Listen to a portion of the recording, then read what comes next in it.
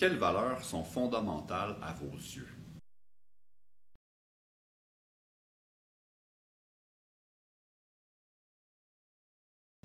Quelles valeurs constituent pour vous des principes directeurs de votre vie? Je vous présente 4 énoncés de valeurs. Pour chaque énoncé, je vous demande de vous prononcer sur l'échelle suivante.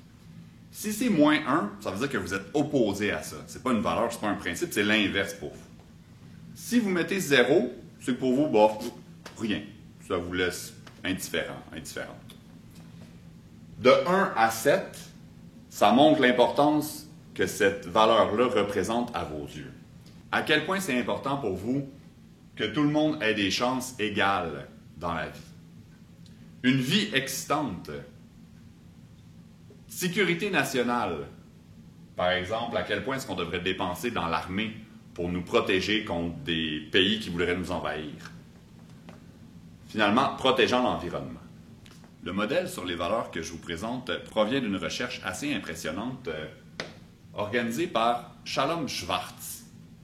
Il a utilisé un questionnaire avec 56 énoncés. Les 4 énoncés que vous avez mesurés, égalité, protégeant l'environnement, ce sont des exemples des 56 énoncés qu'il y avait dans le questionnaire. On a passé le questionnaire à 64 271 personnes dans 68 pays répartis sur les 5 continents. Et chaque personne a dû se prononcer par rapport aux 56 valeurs. La recherche a duré de 1988 à 2002. On a analysé toutes les réponses données aux questions des 64 000 personnes et ça a fait ressortir 10 grands domaines de valeurs. Quand quelqu'un accordait de l'importance, par exemple, à l'énoncé intelligence, souvent il accordait aussi de l'importance à l'énoncé indépendance. Ça forme, ça et d'autres énoncés forment ensemble la grande valeur d'autonomie. Puis quand les gens ont tendance à valoriser l'autonomie, ce qui ressort des questionnaires, c'est qu'ils ont aussi tendance à valoriser la stimulation et l'universalisme. À l'inverse, quand quelqu'un valorise l'autonomie, il a tendance à mettre un -1 à sécurité. Ou s'il met, mettons, 6 à autonomie, il a tendance à mettre 1 ou 2 à sécurité. Ce qui fait ressortir des oppositions dans les valeurs. Puis ces oppositions-là ne sont pas théoriques, ça ne vient pas de la tête de Schwartz. C'est ce qu'on a constaté dans les réponses au questionnaire.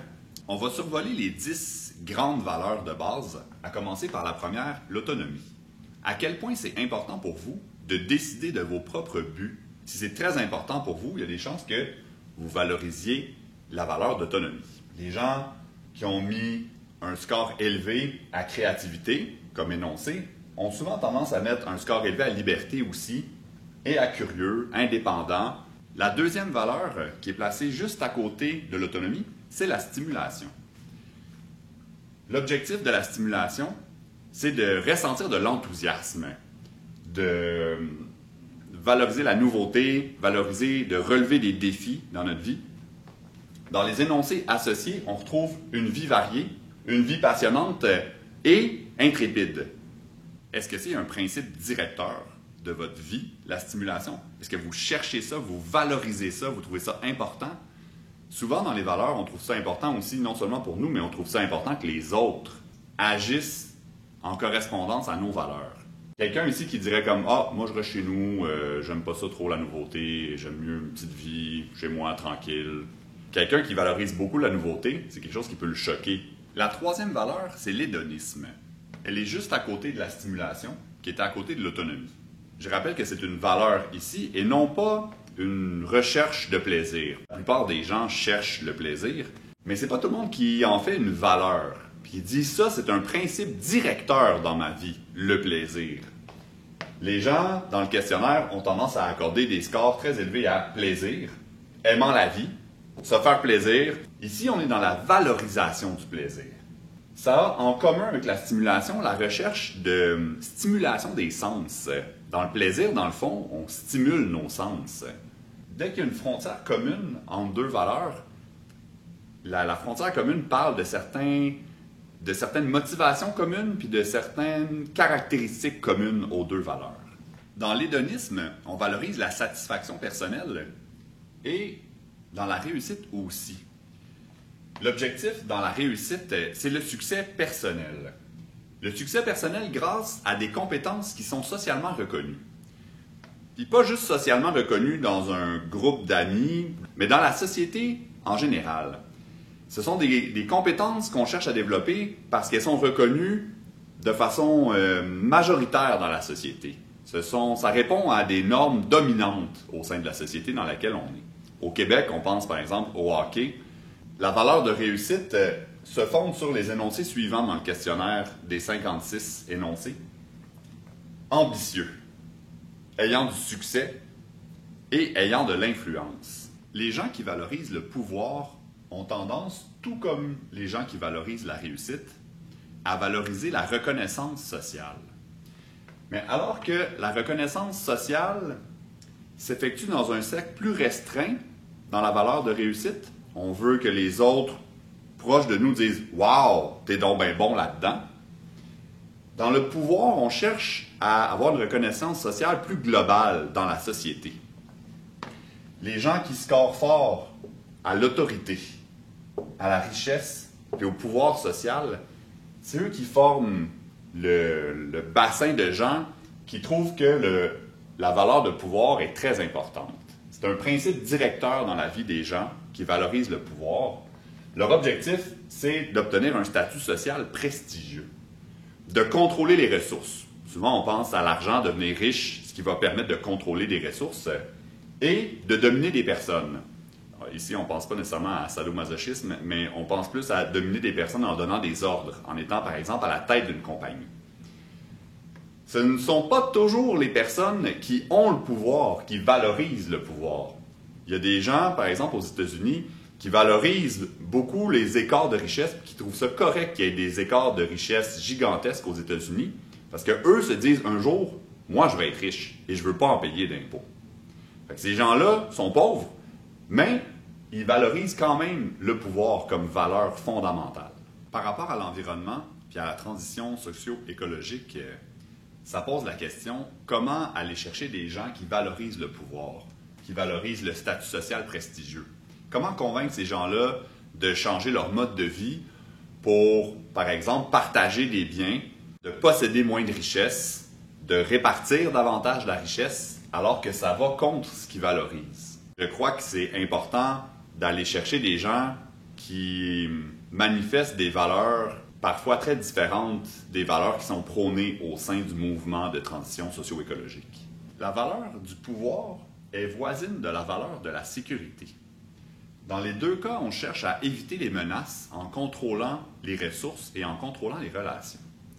Pour les gens qui valorisent la sécurité, l'objectif, c'est de rester en sûreté, d'éviter les menaces, les dangers, de maintenir l'harmonie dans les relations, parce que ça pourrait être source aussi de danger s'il y avait des conflits, de maintenir la stabilité de la société, des relations, et aussi une certaine stabilité à l'intérieur de soi.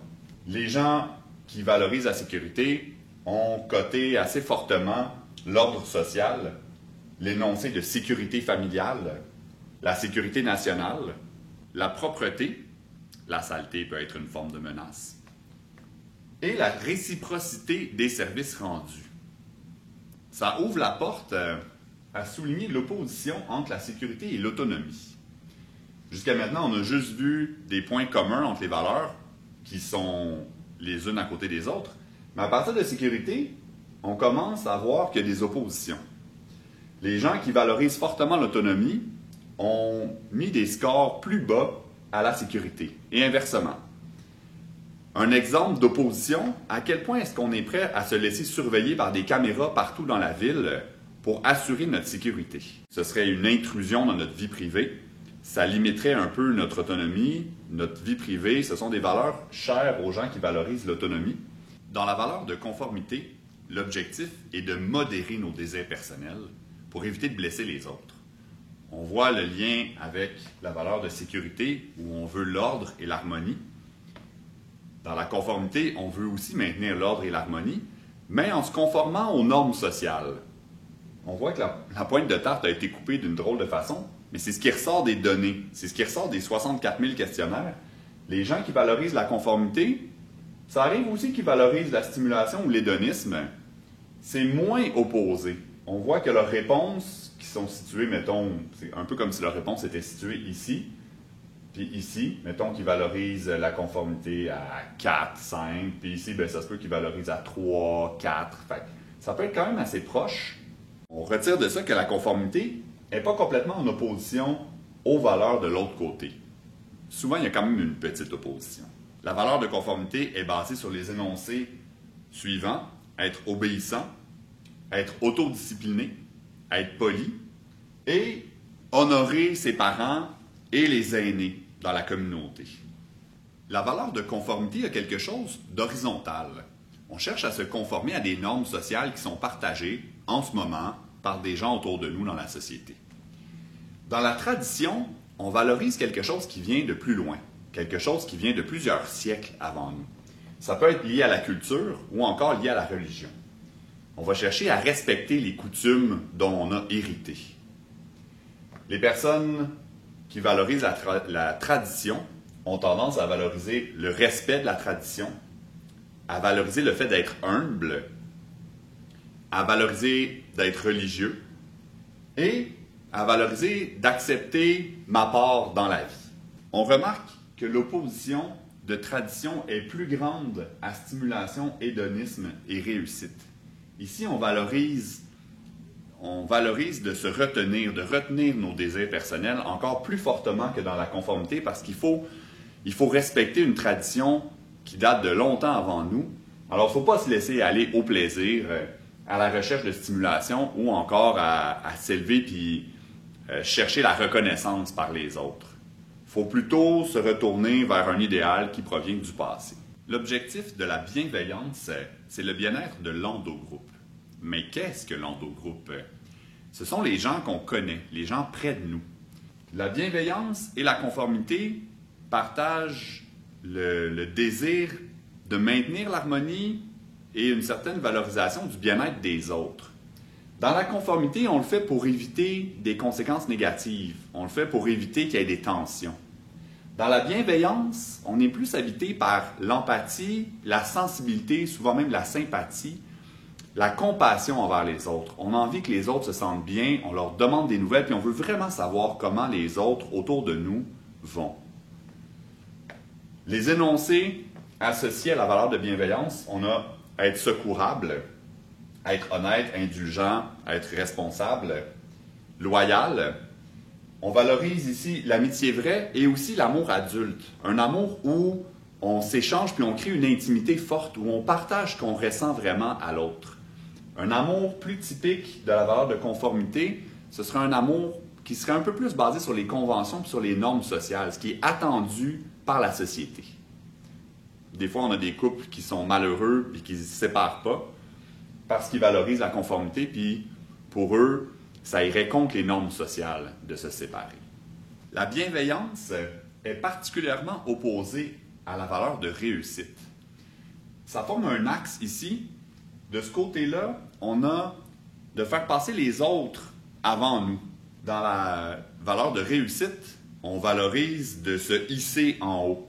Et on est juste à côté du pouvoir où on valorise la domination, donc de se faire passer avant les autres.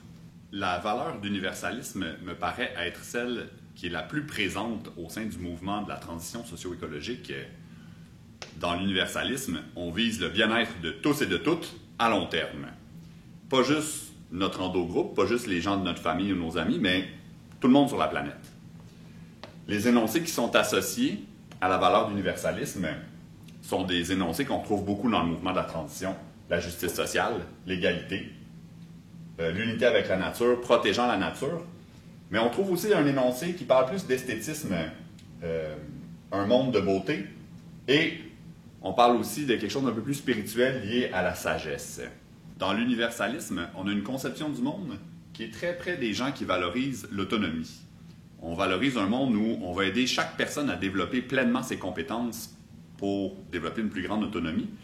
On est à l'inverse de l'idée de valoriser le pouvoir, de valoriser le fait que quelqu'un s'élève au-dessus des autres, que quelqu'un monopolise beaucoup de ressources et de richesses pour pouvoir contrôler le destin de beaucoup de personnes. Quand on se trouve dans les valeurs d'autonomie et d'universalisme, on favorise beaucoup une structure horizontale, où il n'y a pas de chef et où on prend les décisions ensemble. À l'inverse, dans une structure où on valorise le pouvoir, la réussite ou la sécurité, on va valoriser une hiérarchie verticale où il y a un chef, des subordonnés, des cadres, des gens qui prennent des décisions et quelqu'un tout en haut, le PDG, qui décide pour la compagnie au complet. On a survolé le modèle élaboré par Schwartz et ses collaborateurs à partir des données de 64 000 questionnaires. C'est quand même quelque chose. Mais je vais conclure avec Ronald Engelhardt, qui observe que chez les sociétés où il y a plus de pauvreté, où les gens sont occupés à répondre à leurs besoins de base, mais on est moins porté à protéger l'environnement et à développer des valeurs d'universalisme. Il remarque que les sociétés où on a développé les valeurs d'universalisme davantage, c'est des sociétés où on s'est assuré que tout le monde mange à sa faim et que tout le monde puisse répondre à ses besoins de base économiques. Alors, c'est un des facteurs qui permet à une société d'évoluer vers plus d'universalisme.